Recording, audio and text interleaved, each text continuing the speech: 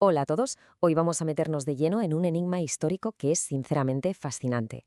Hablamos de más de 300 años de una geopolítica súper compleja, de conflictos fronterizos y de mucha pero que mucha diplomacia internacional. Vamos a desgranar los datos y la historia de forma totalmente imparcial, sin tomar partido, para entender exactamente cómo demonios hemos llegado a la situación actual. Nuestra hoja de ruta para hoy es bastante lógica y directa. Primero, repasaremos por qué este enclave es tan estratégico. Segundo, la guerra y el famoso tratado. Tercero, los asedios y cómo se expandieron los británicos. Y para rematar, el estatus moderno y todo el huracán del Brexit. ¡Vamos allá! Bueno, aquí está el meollo de la cuestión, el verdadero misterio geográfico que vamos a resolver hoy. Y es que, ¿por qué un pedazo de la península ibérica pertenece al Reino Unido? A ver, la lógica geográfica más básica nos diría que esa zona debería ser parte de España, ¿verdad? Y sin embargo, resulta que Gibraltar es territorio británico. Para entender qué hacen exactamente los británicos allí, tenemos que bucear en la historia porque nos revela algunos acontecimientos que son verdaderamente sorprendentes. Empezamos con el punto 1, un enclave estratégico clave. Para entender Gibraltar de verdad, primero tenemos que alejarnos un poco y mirar el mapa a gran escala. Fijaos en esto. El mar Mediterráneo en realidad solo tiene dos entradas principales. Tenemos el Canal de Suez en el este y justo en el oeste el Estrecho de Gibraltar. Básicamente, Gibraltar es literalmente el peñón que hace de portero en la puerta del Mediterráneo. Es la separación natural por mar entre Europa y África. Claro, controlar uno de estos puntos es de una importancia monumental, porque el que está ahí decide quién pasa y quién no. Es facilísimo apreciar el inmenso valor estratégico y comercial de tener presencia en esa frontera natural. A lo largo de la historia, las grandes potencias mundiales siempre han tenido clarísimo que quien controla ese estrecho controla el movimiento marítimo de toda una región. Pasamos al punto 2, la guerra y el tratado. Aquí es justo donde nos vamos a dar un paseo por el siglo XVIII para ver el incidente que encendió la mecha de toda esta disputa. Nos situamos, año 1700. Muere el rey Carlos II sin descendencia y ¡boom! Se desata una guerra masiva a nivel europeo, la Guerra de Sucesión Española. En medio de todo este caos bélico, en 1704 llega a Gibraltar una flota anglo-neerlandesa gigantesca. Habla más de 10.000 hombres y 1.500 cañones. ¿Y cuántos defendían la plaza? Apenas 380 hombres, unas probabilidades de supervivencia que, seamos sinceros, eran bastante nulas.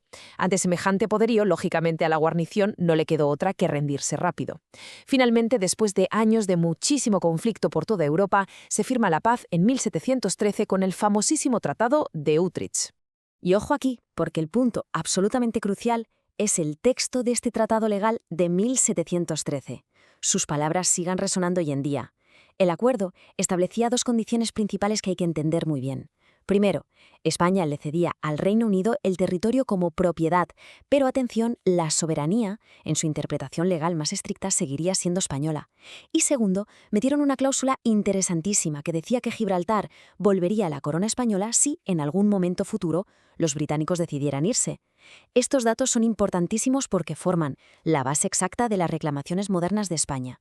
O sea, un texto legal de hace más de 3 siglos que sigue rigiendo el debate actual. ¡Increíble! Entramos en la sección 3, asedios y expansión británica, porque, como os podéis imaginar, firmar un papel no detuvo ni de lejos el conflicto físico sobre el terreno. Lógicamente, España no iba a tirar la toalla tan rápido. En 1727 intentaron un asedio militar para recuperar el peñón, pero no hubo suerte. Más tarde protagonizaron el conocido como Gran Asedio, que duró de 1779 a 1783. Curiosamente, esto pasó justo mientras España ayudaba a los Estados Unidos en su propia guerra de independencia. Pues bien, fue otro intento fallido por retomarlo. Y lo paradójico de todo esto es que, a la larga, estos repetidos fracasos militares sirvieron para solidificar y asentar de forma definitiva la presencia británica en la zona. Pero es que el Reino Unido no se limitó a defenderse, literalmente transformaron la geografía del lugar. 26, sí, 26. Ese es el número de hectáreas de terreno que le ganaron al mar. ¿Cómo lo hicieron? Ya metidos en el siglo XX, los británicos empezaron a excavar el interior del mismísimo peñón para crear una red inmensa de túneles y fortificaciones defensivas.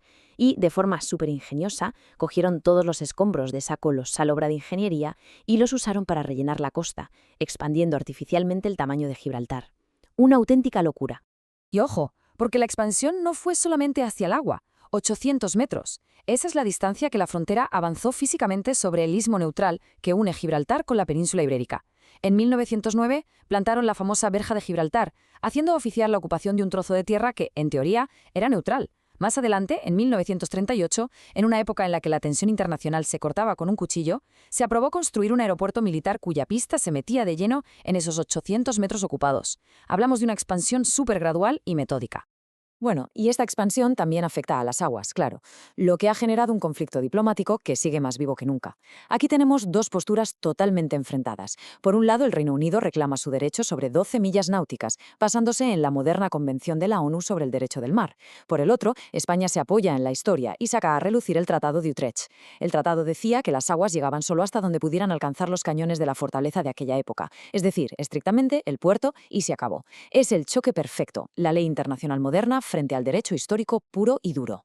Llegamos a la última parte, la sección 4, el estatus moderno y el Brexit. Dejamos ya atrás los cañones del siglo XVIII, porque las instituciones globales y los votos democráticos de hoy en día han complicado muchísimo este escenario. A ver, pongámonos en contexto. Después de la Segunda Guerra Mundial, en 1946, el Reino Unido registra Gibraltar bajo el capítulo 11 de la ONU como un territorio no autónomo, metiéndolo en la lista de descolonización. Y claro, esto encendió un debate conceptual tremendo. Por un lado, la gente de Gibraltar reclama su derecho a la autodeterminación e incluso a la independencia, basándose en la ONU. Pero España salta y vuelve a la antigua cláusula del Tratado de Utrecht, diciendo que si Gibraltar deja de ser británico, tiene que volver automáticamente a España, cerrando la puerta a la independencia. ¿Pero qué opina la gente que vive allí? Pues el sentir local moderno es aplastante. Fijaos en estos números. En el año 2002 se organizó un referéndum en Gibraltar sobre la posibilidad de compartir la soberanía con España. El resultado, el 98,97% de los votantes rechazó la idea. Casi la totalidad de la población dijo no gracias, dejando clarísima su negativa a reintegrarse a España y consolidando que quieren seguir siendo 100% británicos. Sin embargo, luego llegó el Brexit y nos regaló una paradoja política absolutamente fascinante. Resulta que durante el referéndum para salir de la Unión Europea, el 95% de los gibraltareños votó a favor de quedarse en Europa. O sea, tenemos a una población ferozmente leal a su identidad británica, que rechaza la soberanía española, pero que sabe perfectamente que depende a nivel geográfico y económico de Europa. Y claro, con la salida definitiva del Reino Unido de la UE, todo esto se ha convertido en un terreno inexplorado.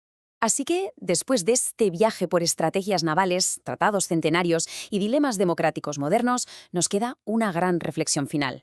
Tras más de 300 años de historia, ¿cuál debería ser realmente el estatus futuro de Gibraltar? ¿Debería pesar más el derecho histórico firmado en el pasado o la voluntad moderna de la gente que vive allí hoy? Es una pregunta súper compleja para un caso verdaderamente único en el mapa mundial. Muchísimas gracias por acompañarnos en esta explicación y por sumergiros con nosotros en este enigma. ¡Hasta la próxima!